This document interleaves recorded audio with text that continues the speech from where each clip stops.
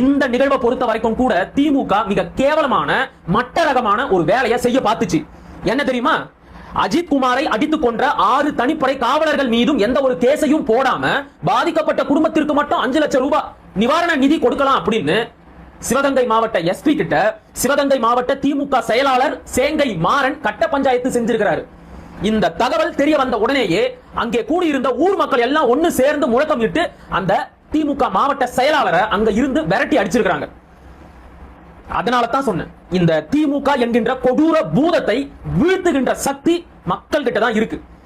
வருகின்ற 2026 சட்டமன்ற தேர்தலில் செத்து போன அந்த 24 உயிருக்கும் உரிய நீதியாக இந்த திமுகவிற்கு படுதோல்வியை மக்கள் பரிசளிக்க வேண்டும். தெளிவா புரியுதா? அப்படி இல்லாம திமுக கொடுக்கிற 1000 ரூபாய்க்கு ஆசைப்பட்டு மறுபடியும் திமுகவிற்கே ஓட்டு போட்டா நம்மையும் சரி தமிழ்நாட்டையும் சரி சத்தியமா யாராலையும் காப்பாற்ற முடியாது.